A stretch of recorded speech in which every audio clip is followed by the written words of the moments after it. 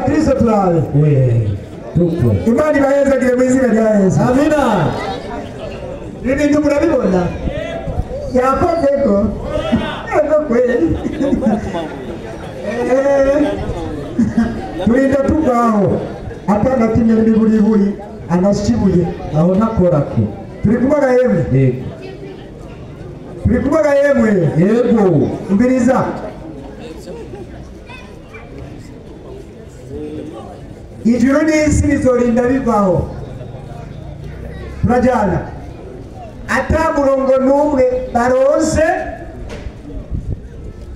wotuma icyagezwe cy'isabato kiva mu byagezwe cumi ikigwa mukibuka hagati ya ijuma n'isabato nuwe munsi Imana yahezagiye ikawuruhuka ko ikacishira mu byagezwe byayo cumi isi n'ijuru izorinda ivaho bataronse ijuma ija muri ibyo byagezwe cumi. n'ubundi ko ndabaza babe baragitegura ijuma yatangujwe nande yatanguye ryari ukwezi ukuwe umwaka uwuhe kugira ngo tuvyumve ko ari itegeko ry'Imana sindi ngaha none tuza kuva ngaha ata kwezi bampaye ata munsi bampaye ata n'umwaka bagize gute Batanze. mugabo kw'isabato turi kumwe bantu Yego.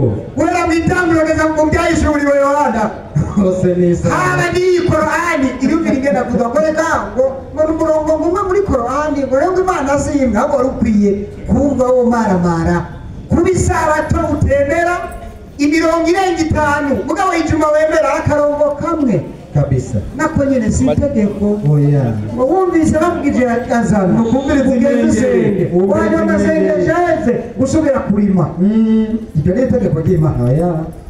n'umunsi w'umunyenga aleluya isabato n'umunsi w'umunyenga Yesaya 5:8 ku murongo 13 5:8-13. mugende muhumba mugende buhoro buhoro Niwakura ikirenge cyawe ngo ntukandagire isabato. niwakura ikirenge cyawe ntukandagire isabato Ariko ukita isabato umunsi w'umunezero. bajya nabwo ngo ni igihano umviriza abantu aleluya Amen.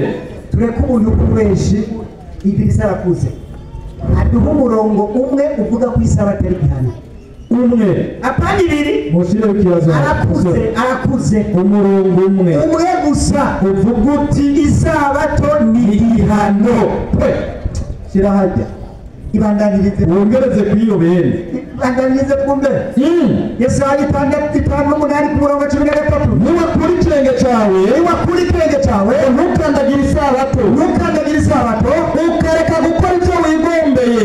ariko uzumva ngo uje no kwitorera burya no kubeshera igihugu cy'u Burundi Rero kabisa. buri igihugu cy'u Burundi Imana niyagiye kuvuga izobabeshuza igihugu cy'u Burundi gifite amategeko ameze neza Cyane. kivuga giti mwebwe mubahiriza amategeko y'Imana Imana yabahaye iminsi 6 toranya uwundi munsi mwitoreye Kabisa. mu Burundi butameze neza Cyane. mugabo mugaca mufata itegeko ry'Imana akaba ariyo muza gukora ibikorwa mwabuze ubundi munsi mu minsi 6 ariko kweli Imana izoha Uburundi ijwi mwumva ko tutaburanye mbega nibandize nitwitorera nitwitorera Turakora. none tugana kuzirura isabato ama mwari kwiyumvira impamvu Burundi buzi ubwenge buzi n'amategeko y'Imana aleluya Amina. bansubireyo kuvayo niba bawumare Oyisenga. banzuheze Batumare. ego Ukareka gukora icyo wigombeye. ibyo wigombeye Umunsi wanje wera. ujya nawe ku munsi W'ijuma. oya ngo ku munsi w'isabato ngo ku munsi w'ubuja Ku munsi w'igihano. Eterisa. ibintu ababisomye hehe Oya. madeni twiyumvire akaza gucomeka mu bantu Hariho umwarimu wabo nkunda cyane uwo yarabihevye. Uwo bita Inauma. Yavuga ati abo bagabo bakoresha radiyo munwa, mapire bwongo, anteni mushatsi. badane twumve Ati ariko ukita isabato umunsi w'umunezero. ubu nawe umunsi w'igihano Mbere umunsi wanje wera. mbere umunsi wanje wera ukawita uw'icyubahiro. agaciro komeza ukawubaha ntukore ibyo ugomba ubwawe. ugasanga umuntu yiriwe ku gahawa umuzi w'isaba murubugu mudamurongoye ohe mudamwanditse isabato nyene ugasanga rikarandika se wiwe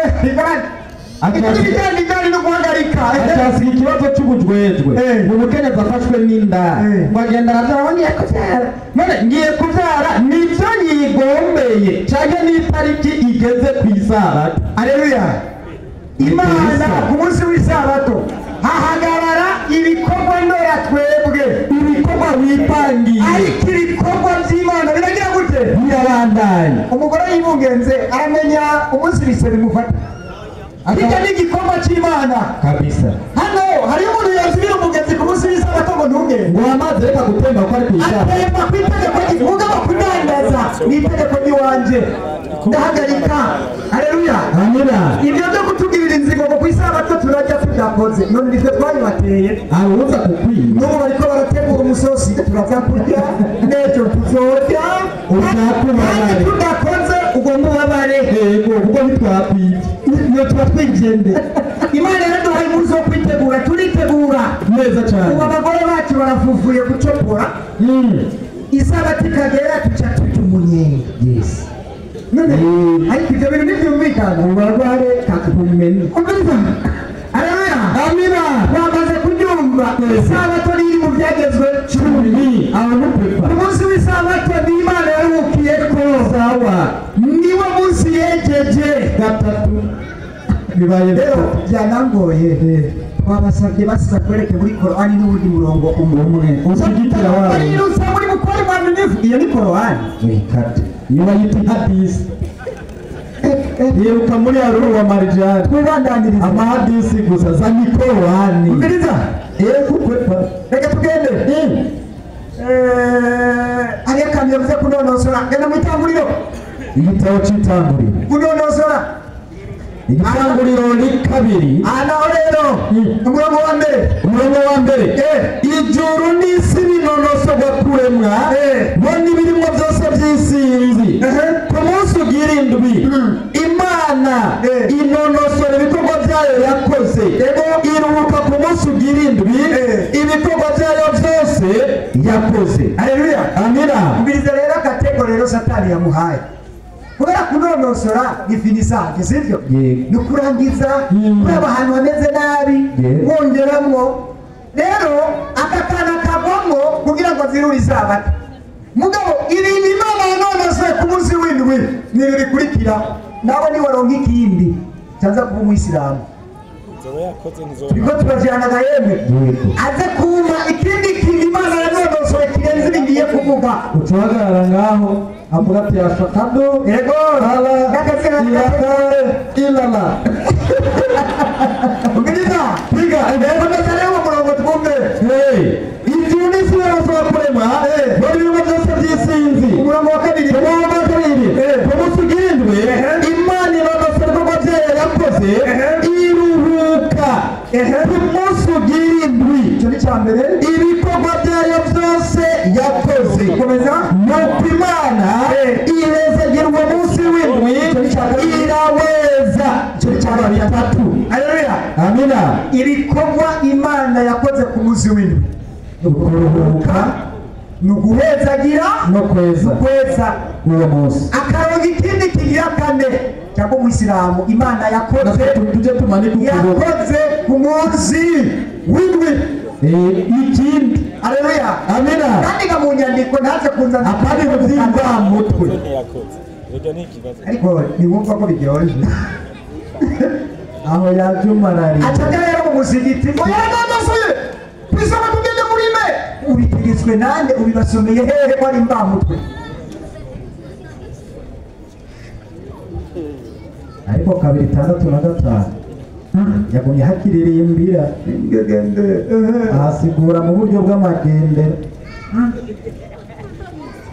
sawa turacako gatoisigana iminota ingahe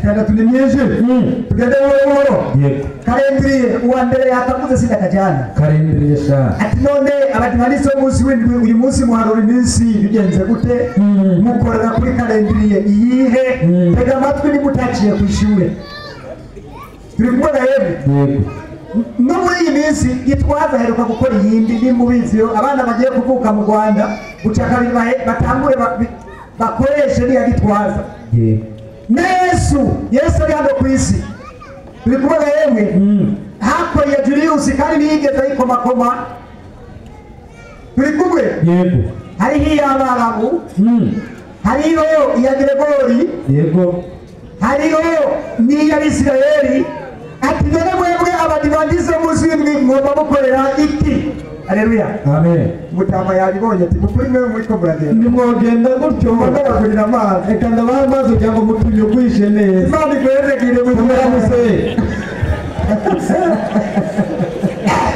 nagira ngo ndi wakabonye reka tubandanye nakabonye umviriza mutunyugwishe neza mudasaranye haleluya mubyumve neza abantu b'Imana yego icyatumye ukuri kutanyegera kuva Imana irivuze jya muri Daniyeli 7:25 Daniyeli 7:25 wajamba akomeye cyane tubwira Imana ivugishije ubuhanuzi 7:25 isumba byose azovuga amajambo y'agatituro azavuga ko amajambo y'agatituro azocobogoza abera bisumba byose azoja imigabo yo guhindura ibihe n'ibyagezwe azoja imigabo yo guhindura ibihe n'ibiti n'ibyagezwe ibihe n'ibyagezwe uhoraho yaramaze kuvuga ko abantu bazobihonyanga bakabihindagura biri kubona yemwe yego nicyo gituma amakalendriye abantu bakoresha ayo bagomba muranyumva yego nk'uyu munsi ngaba ukwezi kwa mbere kwitwa Muharamu tetera na Muhammad bitiriwe na Muhammad akuma mbwira n'umuhanuzi n'umu kwezi kwa mbere kwitwa Muharamu si uyu none mugabo kubera ibyagezwe byahindaguye barabihindagura turajyana ni iri tegeko twasigaranye Abalewi 23 ku murongo wa 15 23 iri tegeko ritoya rihari ntituba tumenya n'isabato gushika ryari 23:15 ngo ntituba tumenya mu kwezi kwa mbere ngo nukuhe oya kabisa soba twumve kandi muze muharura iminsi muhereye kuri uwo munsi nyene ukurikira isabato izo abantu b'Imana isabato iheze yamul sabti ututangura guharura yamul ahadi imwe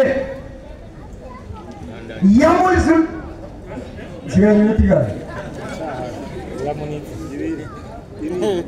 yamul ibnani ukavuga ati ni kuwa kabiri yamul thulatha ukavuga ati ni kuwa gatatu turi kumwe yamul albihai ukavuga ati ni kuwa kane yamul hamis ukavuga ati ni kuwa gatanu yamul jumua ukavuga ati ni kuwa gatandatu yamul sabti ukavuga ati ni umunsi w'indwi indwi ukabura yimaze kabisa uri umwisilamu udaharura nk'uko ubu uri kurihanga Daniyeli 7:25 kubera Imana yaravuze ko ibintu bizohinduka n'uyu munsi aya mezi nyene mwumva n'iyi kalendriye barafise amezi y'iminsi 29 barafise amezi y'iminsi 30 kandi atandahamwe itegeko ry'Imana ribivuga ukwezi kwa mbere muri Bibiliya jya muri Esiteri 3:7 Esiteri 3 mutumva ibintu bivugwa ahubwo bari gushima kuri sabati yari ngo tumenye iminsi n'ahandi baguma babicatanga 3:7 batujanye marimo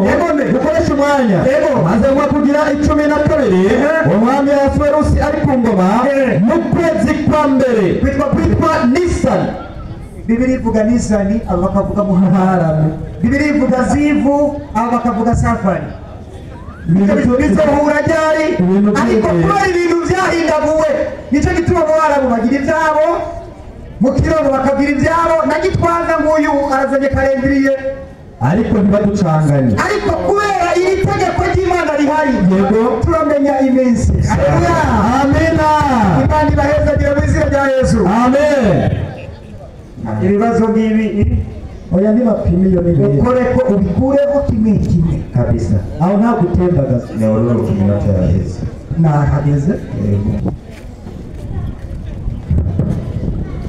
Na assalamu alaykum wa barakatuh. Wa alaykum salam wa rahmatullahi wa barakatuh. Nahagaze gaho bwa mbere ndababwira tuti aba bafise umupfu yabapfiriye ko ariyo sabato. Kweli Barondera umuntu yobafasha kumuhamba teka ko abandi bakirisi batwiyamye. Reka tugende abayisilamu badufashe guhamba umupfu wacu. Ariko natwe abayisilamu tukavuga tuti uwo mupfu w'isabato naturaba ahubwo arabaraba mwebwe. Nicyo gituma rero nyene umupfu aherera hano ahanuka. Herera iwanyu k'uwo mupfu w'iwanyu. Turamubaherereza ko tu. Ndahera kuri karindiriye. Ivyo bibazo byanje nashite ngaha. Nicyo gituma umwarimu yabwiye hajya bwite uti turakora ku mabuye ko wava wigisha nk'umwana. Ariko nari kugaruka kuri bya bibazo byanje ariko reka tugende buke buke. Iyo uriko uravuga karindiriye mwisi aba bantu bose bahagaze ngaha kugira baharure umwaka, ukwezi, umunsi, indwi, ivyo babibwirwa na karindiriye. Uno munsi tufise karindiriye yitwa karindiriye Gregoriye. Yasohotse mwaka w'igihumbi kimwe amagana 582 isohowe na Papa Gregory wa 13.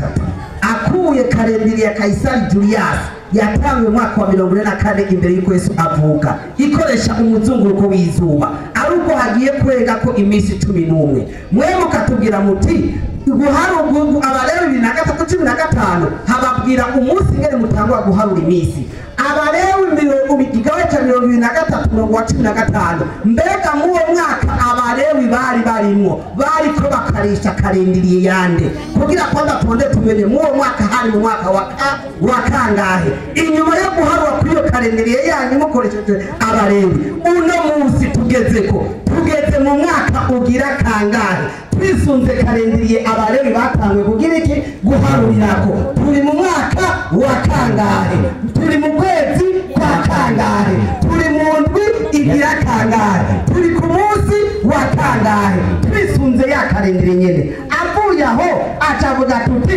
mutubwire ijuma yabayeho ku munsi wa kangahe, ukwezi kwa kangahe, umwaka wa kangahe. Wowe nyene wahagaze ngaha wari guhaguruka ngaha ukatubwira tuti isabato yatangwanye n'umwaka uyu. Twisunze karindiriye iyi igendera kuri kibu tugeze ku mwaka uyu, hari ku munsi uyu, itariki iyi. Namwe rero ni muduherero ijuma yanyu byagenze gute. Hama rero tukaca tubabona nk'abasomyi mwinjiye mu rubuga rw'abasomyi.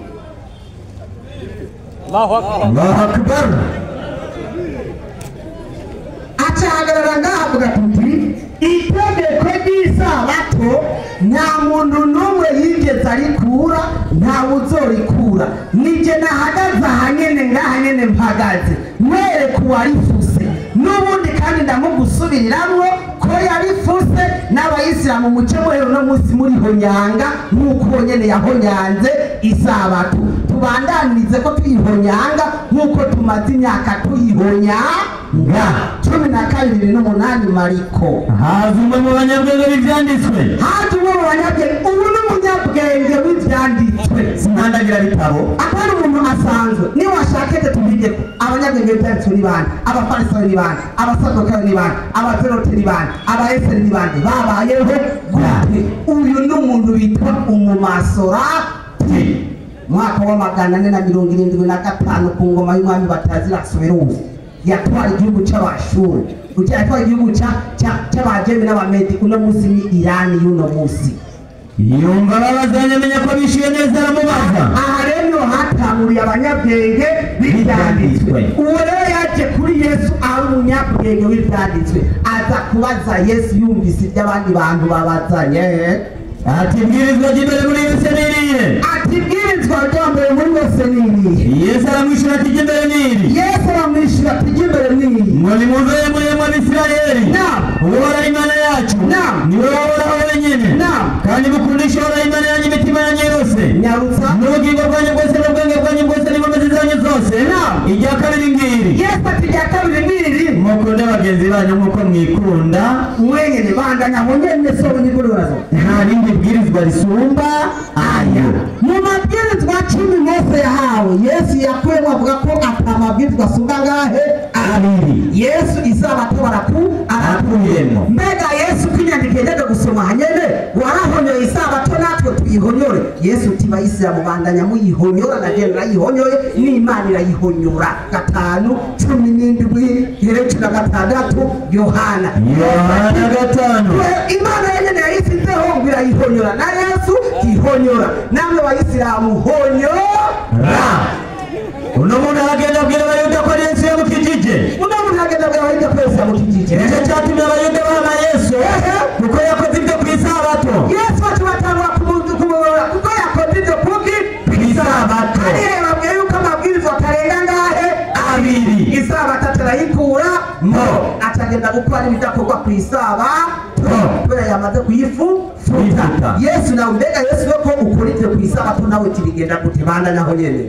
Yesu arababwira ati datarakora kugeza n'ubu aho hari ku isabato Imana nuno muzi ku isabato irakora Yesu nawe ti datarakora kugeza n'ubu nanjye ndakora ati Imana yatanze isabato ni ku isabato iragira iki irakora na Yesu ku isabato aragira iki arakora natwe abayisilamu ku isabato turagira iki turakora turetse abadivantiste menyere sigara mwenyere twe turakora kabage na Yesu yarakoze n'Imana irakora mwiyahure Biblia ya uzima tele mbega batuganira n'abayikirisu bo kuri n'abapirati tuziwaze twasuzume n'aba washobora bitwara abakirisu atari nabo ari bapirati inasema hivi naam kama sabato ilivyo kuwa ishara ya agano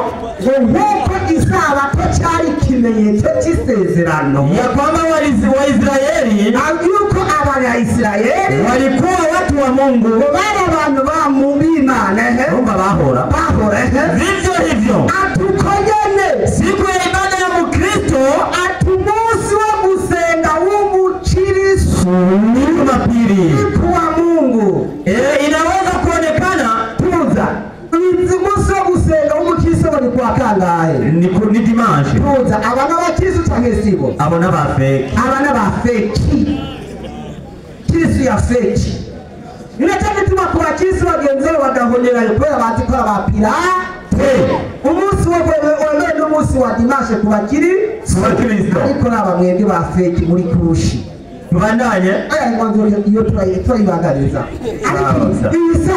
isabato maka bayibandanye ni giki cyo bari ikintu cyiza cyane 1:13 Yesaya igitabo cya Yesaya naam 1:13 naam muri ya Bibiliya nyerera muri ya indi kirabinye mafane haraka inyandiko igira iti naam nimukongere kushikana y'abashika batagira ikimazi Imana itamashika batagira ikimazi nkajya mutangi wanyu aja ntiyemewe imibavu nigize sema kuri jewe ikintu gisesema Imana guhera ku mubavu gusesema iki Imana imboneko z'amezi nkajya muri indi imboneko z'amezi wanyu ngo nigisesema iki Imana n'amasabato panimwe n'amasabato ngo bisesema iki Imana ariko kandi ikintu gisesema ni Imana harageze n'igihe Imana yataga bati isabato isigaye isesema uraza kwazana ibintu bisesema Imana ukaza kubiza imbere y'umusigiti kumbe bariko barazubakango utani isabato ku musigiti ni nko kuta kuyangira ingurube ku musigiti ibyo byose ni ibintu bisesema iki Imana nta mukiriya uronka hasha hakuna kuangaliana yaciye asoma gusubira mu byageze 5 ujya murongo abajya ujya murongo nane ndawubarishe subira nane ndabusubiramo uwaye igitwari matabango uyasome ngambo ko arabajangwe uba yabanje kwenda kwanza kwa abajya twanda supremera wewe kahise kisi ntabyo buhakana Abayisraeli n'abaja b'Abarabu batwawe imyaka 400 nacyo gitora mwebwe mukurikira abaja na mwebwe muraba ja kuko bikurikira baki abaja natwe dukurikira inuma y'Imana Muhammad nawe n'umwara ava kuri babandi nyene babo si Imana rero ngo yahaye isabato abaja yani abacaka none ga yemwe aba bakurikiye abacakara bagakurikira isabato nabo duhomba iki? nta na kimwe. Twari tuguma turi ba bosi, none bosi n'umucakara nicyo kimwe? Wapi? Soma iyo nyandiko neza. Iyi nyandiko iragira iti ndagukunda wakoze gutega cyane ibyo mvuga nivyo. Bosi kandi uze wibuke yuko wari mu buja mu gihugu cya Egiputa. Jewe waraye intare yawe nagukuyeho ukuboko kw'inkomezi kandi kubanguye. Nicyo cyatumye jewe woraho mbikugera kuziririza umunsi w'isabato. Imana yibutsa abanyayisiraheli aha bari bavuye mu bugaragwa. Ntitwoja ku myaka mu mwaka w'igihumbi kimwe magana atanu na mirongo ine na rimwe abandi ntibabyumvikanako. Nta karindiri mufise mugira ko ifise imyaka itonze ukaba uyifise ucuhonyera ngaho. Inyuma y'uko bene Yakobo n'abahungu be bagiye mu buja bakurikira Yosefu mu Misiri, bamaze y'imyaka 400 arabacaka bubaka amazu barima bakamiha abakose binywera bararuha n'abasokuza babo bagira iki bararuha. Imana rero bakurayo ibakwere basize mu bugaga batatu korare mwari mu buja rero ikirwe reka ndabashireho akaruhuko. Ikibazo ninde mu gisokuza canje yagiye mu Misiri yagiye mu buja? Nta numwe ahari. Ni hehe abarundi bumvise bagiye mu buja mu bucakara ngaha mu bariho? Ntabo. Iyo sabato bumvitura eka isabato iranga n'abacakara. Ariko ko nawe wagiye ukigira umucakara ukigira umuja, nicyo gituma genda mubahirize iki? Isabato. Ariko gende kumwe na Yesu ku isabato yarayihonye natwe turayihonya nta n'ikinya tubwira. Imana nayo ki isabato ni ikintu kisese isese buhoraho. Ndabaza nti ko abadivantiste yadusomeye uwo muntu abagabo n'ibintu byakabiriye ko basomye Bibiliya 13:13 Abalewi ukatubwira ko ari wo munsi tangura kwita kw'itariki z'umunsi z'ikirangamisi. Kuki mwebwe mutaragira ikirangamisi cyanyu kibagenga mwabujijwe nanje? muragikora twabe bazunguza umutwe no gucana iki muhereye kuwo munsi natwari tubafite umubohere mu mutwe natandike.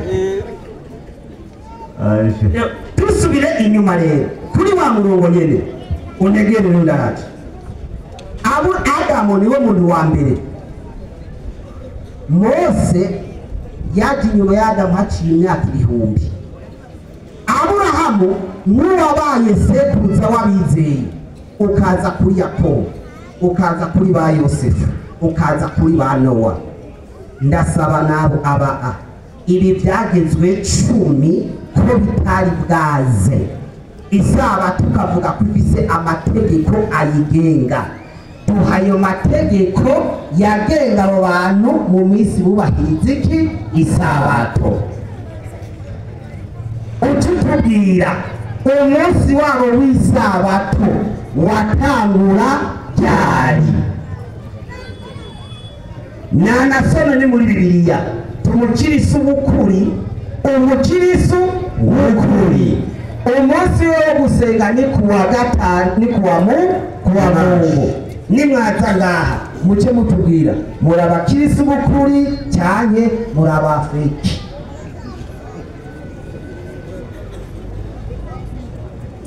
Nawe dishira ko twebwe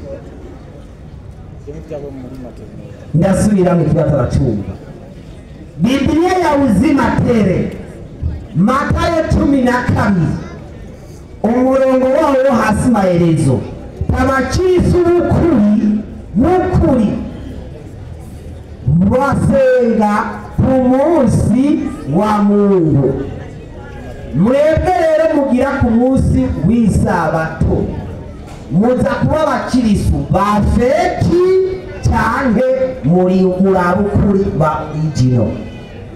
Twisunze Bibiliya ya uzima tere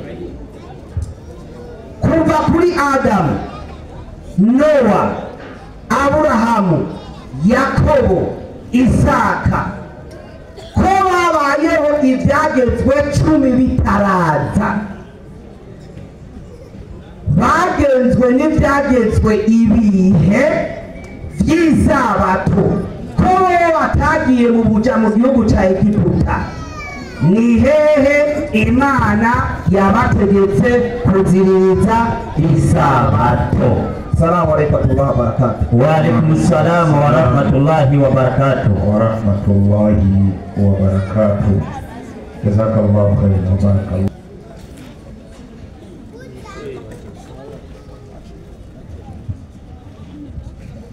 Ikibazo cyane gihagaza sawa n'imyaka mu biha Mose avuye mu gihugu cya Egiputa ari kumwe n'Abanyayisiraheli. Abasomyi bakatubwira muri sana umwaka w'1549 bari 41 sawa n'uwo mwaka atangura kuronka amategeko 10 ari ku musozi Sinayi, mu nyuma hakurikira ibindi. Muri icyo gihe Aburahamu siho yarari, hari haciye imyaka yarapfuye. Yakobo hari haciye imyaka irenga 400 yarapfuye. Isaka iyindi yarapfuye. Nowa iyindi yarapfuye. Adamu iyindi yarapfuye. Ndasaba mbere yuko Abanyayisiraheli bava mu Misiri, itegeko ry'isabato ritaraza, abatagiye mu buja baruhutse isabato. Uduhe icyandiko utuduha n'amategeko bisunga mu kuruhuka isabato. Salamu alaykum wa barakatuh. Wa alaykum salam wa rahmatullahi wa barakatuh. Urakoze cyane n'iminota yawe nka niyo maze abadusororeye ikibazo kirumvikana. Reka dusabe Munyekiti ahamagare umuvugabutumwa ashobore kwishyura. Haleluya, haleluya. Yemwe aha ni ku mugaragaro kweri. Nicyo gituma rero twabwiye abantu bari ngaha na cyane cyane bo mu ngaruka kugira ngo ntimusamare, kuko umuntu kurera mu kanwa mugari inyandiko ihagara isabato nteronka kurironka. Agomba rero kumenya Mose bwa mbere bwo nabyumve inkuru akambere wareshe mu byo wavuze. Isabato ntibayitanguriye ku musozi Sinayi. Oya, isabato baranayiruhutse batarashika no ku musozi Sinayi. Ako kamanze kakunyegere kuvayo musoma kuvayo 16 ku murongo wa 23 aho ntibarashika ku musozi Sinayi, isabato irahari. Ako kamanze kakunyegere ati none Mose atahabwa isabato aba bantu yaba Aburahamu yaba ba Yakobo yaba ba Nowa mbere no kuri Adamu bo barayiruhuka, amategeko yayo yoba yarayahe? Reka ninzi uri kuradondagura ibintu by'iminsi naho ngene ugenda usobeka muga bukuru kumva bamaze kugusomera muri Daniyeli 25 yuko bizohindagurwa. Nibikunda ingene wovuga ngo trijuma katuvuga ngo yamuli sabti yamuli ahad indwi rimwe ukatugenda kunezereza n'abaruka dimanche n'umunsi wa mbere sibyo? Akacavuga ngo kabiri wajana dimanche ni rimwe mbwa akacaza ngoera ngo umunsi wari kwitwa kabiri akaca wita rimwe ngabo bari mukuri. Nunaragarure n'ukuri umbuti Imana yaramaze kubivuga uharura iminsi utora umunsi kuri kiriki isabato. Urahera kuri Aburahamu kuvayo 26 murongo wa 5 26 kuvayo 5 niyo hari amajambo avuga ngo soma twumve. Enza nageze soma utugombo 26 sawa utugombo tuze tube 50 uri kunsoma murinde kuvayo itanguriro Abrahamu gaha itanguriro 26 5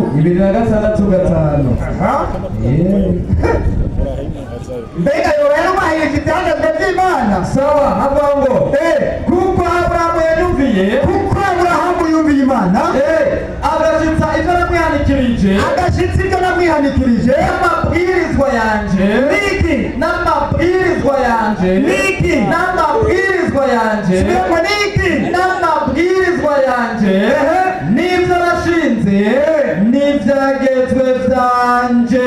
Haleluya. Uyu ninde ahubwo aze kuza ati Aburahamu yarahonyonze isabato hanyuma ashira ku nyandiko. Turi kumwe?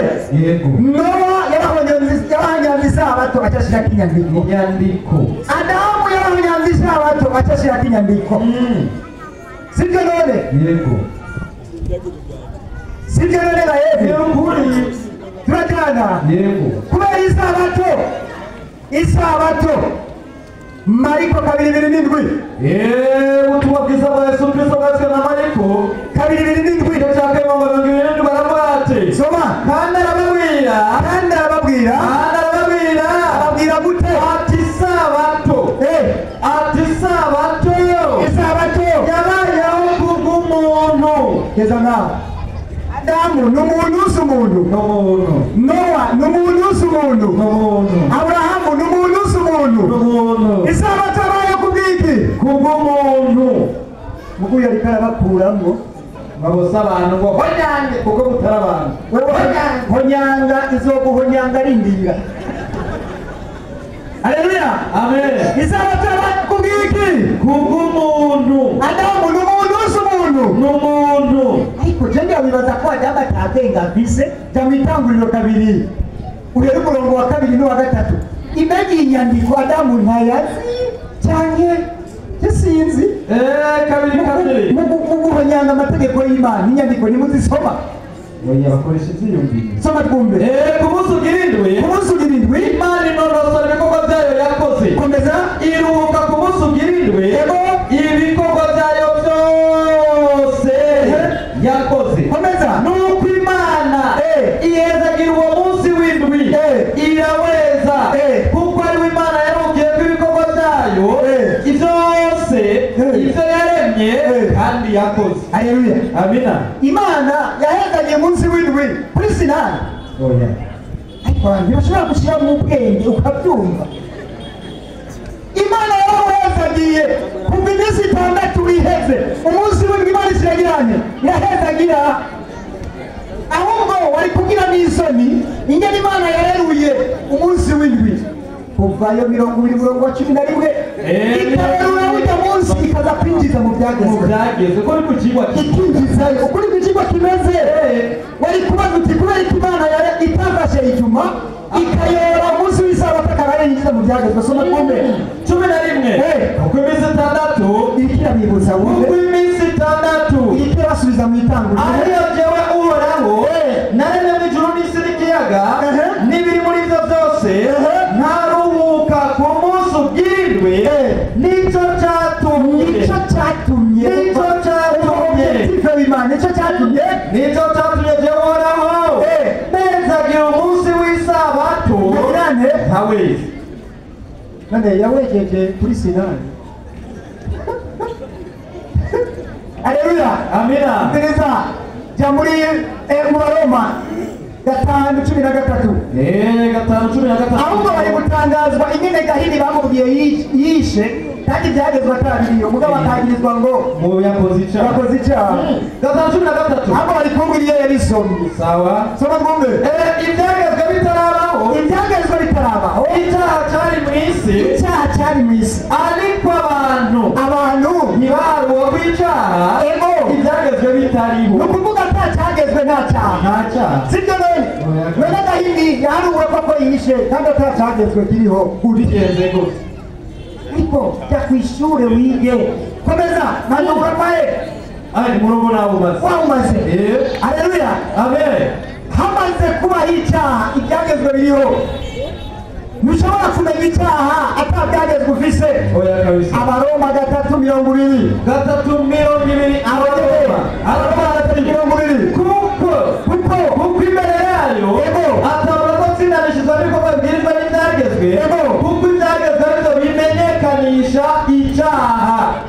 ntukice gahini yarenze yabimenyekanishwe n'ibyagezwe kuko ibyagezwe bimenyekanisha iki icyaha nibyo none ubabazwe n'ikirore wirabye ugasanga warakomeretse nibyo aleluya amen ahubwo atubwire Aburahamu yaziruye isabato ryari Nowa yaziruye isabato ryari Adamu yaziruye isabato ryari kubikubwira aha aho no kwemera Dakika tano Ismail, tubwire ko wishuwe canke utishuwe. Naam, salamu alaykum warahmatullahi wabarakatuh. Wa alaykum salaam wa rahmatullahi wa barakatuh. Abantu mwese muri ngaha yishuye ikibazo wapi? Basi nane gutuma agerageza afume basaba gicakoro ku ruhande. Impamvu nakubagije kurya mwe mwaje ndamwigira abahinga ko muri abasomyi mwasomye mutahura Bibiliya muyizi neza. Nanjye ndabaza nisunze gusubira mu Byagezwe 5:15. Abisirayeli bahawe isabato kubera bari mu buja mu gihugu cya Egiputa. Ndabaza nti ko Aburahamu, Isaka, Yakobo, Nowa n'abandi bantu amamiliyoni babayeho imbere yo kuja mu buja, ninde muri bo yahawe isabato akaziririza isabato? Uvuye ngaho tuza kwihonyura wowe nyene waje utubwira yuko isabato yahawe Mose ku musozi Sinayi iri mu mabwirizwa 10. Mubu tugaruka ngaho tubwira tuti isabato yatanguye kuninahazwa imbere yuko amabwirizwa 10 aza. Wawundi iratangura kwihonyanga muri bya binene yanavugira ngaha. Ariko ndagusuzume kweli isabato yahawe Abanya-Isirayeli cyane Isirayeli mutahura icari cyo soma yo 3:12 kuvayo Inyandikira giriti na Uhoraho abarira Mose ati Uhoraho abarira Mose ati kandi uzubarire Abisirayeli uti kandi uzubarire Abisirayeli uti nimuze mubure kuziririza amasabato yiwe nimuze kubure kuziririza amasabato yiwe. tuza musomaji Abisirayeli ni bande? Abisirayeli n'abuzukuru n'inzukuruza zikomoka kuri Yakobo. Yakobo yarongoye abagore 4. Iyo ni inyungu yo kurongora abagore bangahe? 4. Kuri ba bagore 4 niho havuye ko abahungu 10 na bangahe? Na 2. Bajya abahungu 12 nibo bajyaye imiryango 12 y'Abisirayeli. Isirayeli niwe Yakobo. Yakobo ni sekuruza wabo. Nico gituma nabindi uzubarire Abisirayeli. Isirayeli uzubarire Isirayeli yavuze ari abuzukuru. Nico gituma twebwe tutarawa Isirayeli. Ntabwo natamu Isirayeli yahawe iki? Isabato. Abayisirayeli n'abantu sabato abantu ariko itegeko rije ku bantu b'Abanya-Isirayeli. Ni nayo mpamvu Abanya-Isirayeli hariho amategeko bahawe atawundi muntu yigeze agira iki ayahabwa.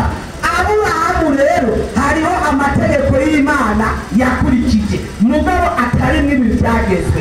Abegeranije Bibiliya hari ibitabo batasizemo muri Bibiliya n'ibitabo batasizemo. Ninacho gituma hageze ibibazo bya Nowa bya Aburahamu bibacanga. Bibiliya ni ajabu. Dusomera urutonde rw'ibitabo batasizemo nibashaka n'igitabo cya Aburahamu cyo tugisoma kuko twe turagifise kimwe mutashize baje tuzobiraba.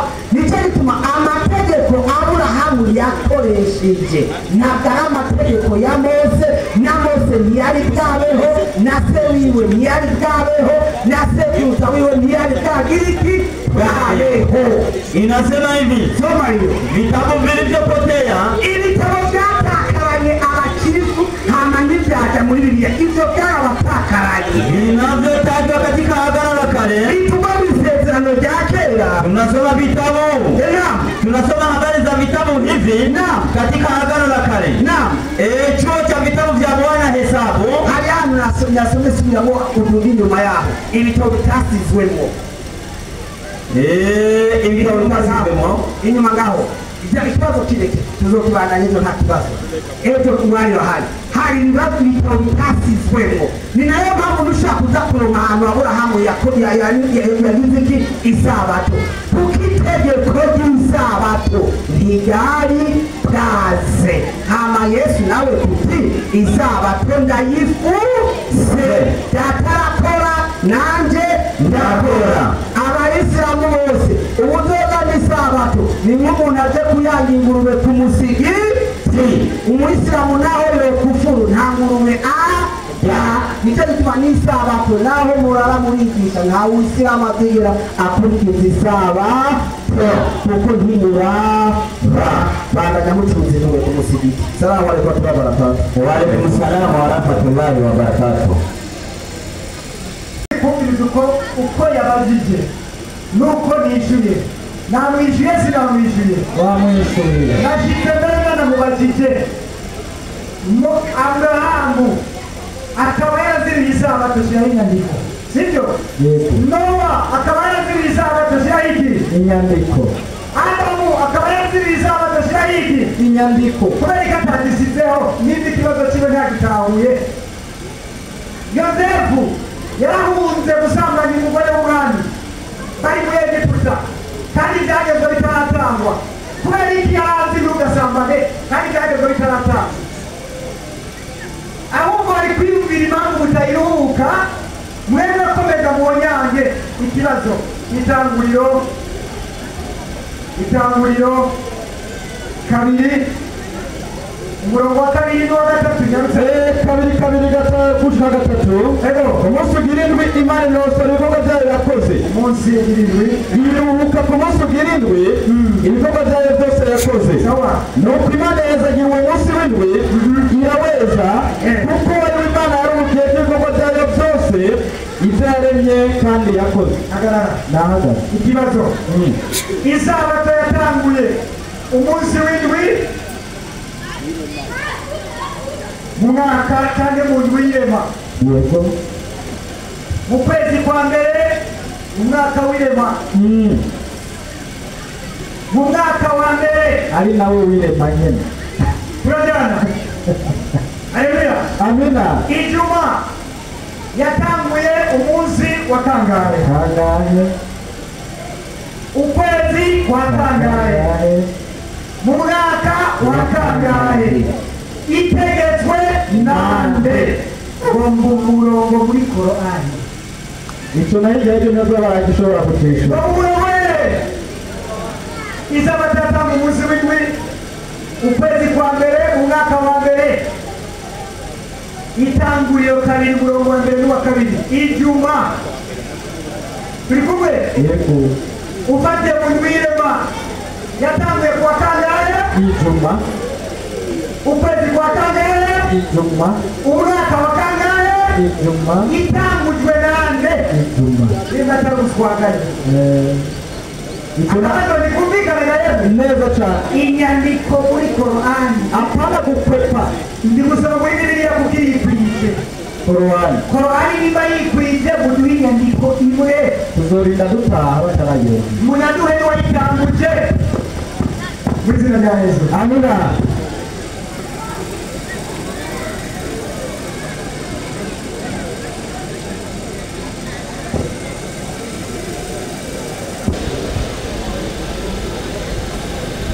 Naam. Assalamu alaikum wa rahmatullahi wa barakatuh. Wa alaikum salam wa rahmatullahi wa barakatuh. Reka shimure mukiriso abajije ikibazo. Yabanje genda mu itanguriro kabiri atwereka ko Imana ariyo yashizeho isabato no kuruhukira ruhuka. Bisawa? Kweli. Siko yavuze? Yego. Reka manza mfite ubucafu hama mwishure. Imana yo yahaye isabato abari mu buca abacakara ibyo na Korani bihakana kuno kuri ibi iyiha abacakara ibananire irabahana imaze kubahana ubwo icyo Imana yacibakorera gucura imyimba igitabo cyo gucura imyimba kabiri gatandatu turagize ikibazo amarigiye kuyijura inyandiko igira iti igira ngo iki yashikuye ihema ry'Imana umutwaro wo mu murima Imana yarashamuje n'ikuba rukora ku isabato amategeko nayo yaguhaye kuva kare uhoraho yasanga ngo yamwe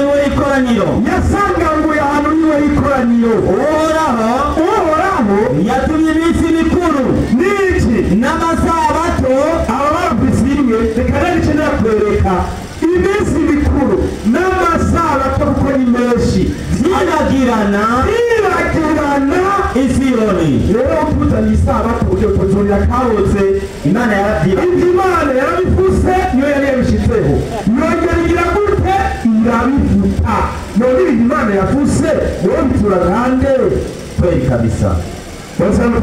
Allahu Akbar. Imana irafuta bo bakagarukana.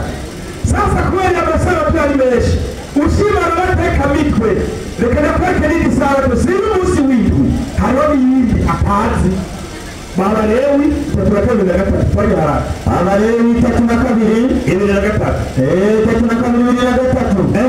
inyandiko irababwira iki iyi nayo muyumvirize bari ntayo bazi iyo iyi nayo bazi kweli ariko yaruse kwagira ni mutu mwanya ni mutu 3:2 yarutsa iyi nayo yagira iki muyumvirize neza yego haragira ati uwo munsi uzobera isabato yo kuruka birabuje muze mubibaze ko muwitondere iyo sabato yanyu muze muharure ku mugoroba w'umunsi ugira 9 abantu bahera ku munsi wa kangahe muhera ku wa kangahe bahera ku wa 5 ku munsi ugira kangahe iyi ni isabato y'umunsi w'9 hariho n'iy'umunsi w'indwi 23 Abalewi 25 Abalewi 25 ibyo bisabato byose Imana yarabifuse inyandiko iragira iti yarutsa worabarira Mose ku musozi Sinayi neza cyane barira Abisirayeli yuko nibashika mu gihugu nzobaha bamaze gushika mu gihugu babaca icyo gihugu kize kigira ikiruhuko nk'isabato yo kuyibagiwe woraho muze muri mwe mu ndimiro zanyu imyaka 6 kandi muri iyo myaka 6 abari mututurire mu mizabibu yanyu mwamura imizabibu zayo umwaka ugira 7